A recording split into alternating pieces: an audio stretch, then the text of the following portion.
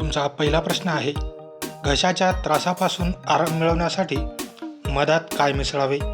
तुमचे ऑप्शन आहेत ए. निगेला, बी. जिरे, सी. तारखा, डी. लिंबू.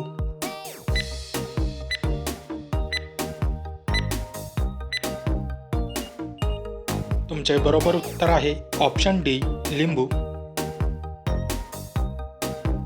तुमचा दुसरा प्रश्न आहे, कोणत्या पानाचा रस प्यायल्याने सर्दी आणि खोकला लवकर बरा होतो? तुमचे ऑप्शन आहेत ए. पुदिन्याची पाने, बी. आंब्याचे पान, सी.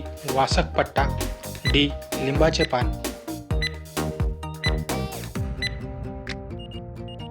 तुमचे बरोबर उत्तर आहे ऑप्शन सी. वासक पट्टा. तुमचा तिसरा प्रश्न आहे, पोटातील गॅस आणि आम्लपित्त लवकर कमी करण्यासाठी काय खावे? तुमचे ऑप्शन आहेत ए. निगेला, बी. आले, सी. लिंबू, डी. मध.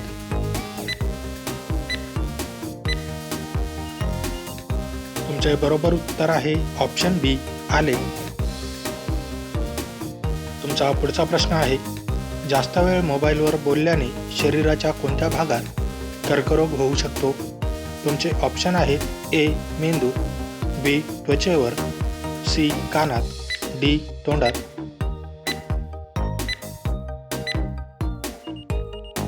तुमचे बरोबर उत्तर आहे ऑप्शन ए. मेंदू. तुमचा पुढचा प्रश्न आहे, अतिरिक्त तणावामुळे शरीरात कोणता आजार लवकर होतो? तुमचे ऑप्शन आहेत ए. कावीळ, बी. मधुमेह, सी. हृदयरोग, डी. कर्करोग.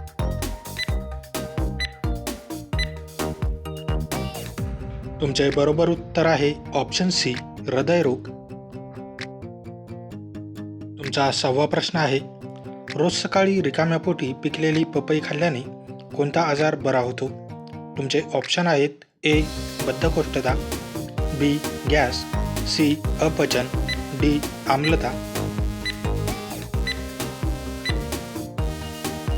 तुमचे बरोबर उत्तर आहे ऑप्शन ए. बद्धकोष्ठता. तुमचा पुढचा प्रश्न आहे, मधमाशी अचानक चावा घेतल्यास होणारी जळजळ कमी करण्यासाठी काय लावावे? तुमचे ऑप्शन आहेत ए.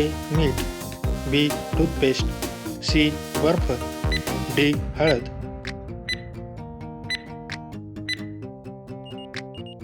तुमचे बरोबर उत्तर आहे ऑप्शन सी.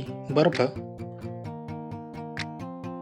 तुमचा 7वा प्रश्न आहे, रक्तातील कशाच्या कमतरतेमुळे शरीराला जास्त घाम येतो? तुमचे ऑप्शन आहेत A. Calcium, B. Magnesium, C. Potassium, D. Iron.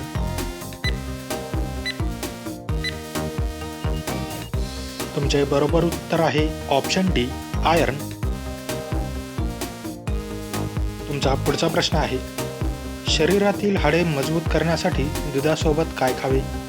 तुमचे ऑप्शन आहेत ए. मध, बी. अंडी, सी. केळी, डी. हळद.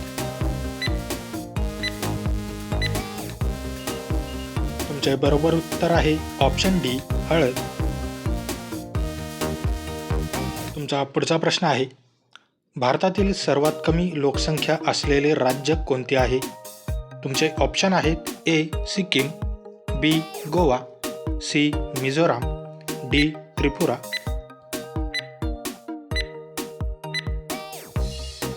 मित्रांनो, या प्रश्नाचे उत्तर तुम्ही मला कमेंट करून नक्की कळवा.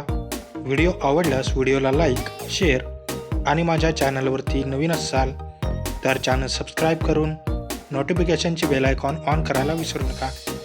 चला तर भेटूया पुढच्या व्हिडिओमध्ये. जय हिंद.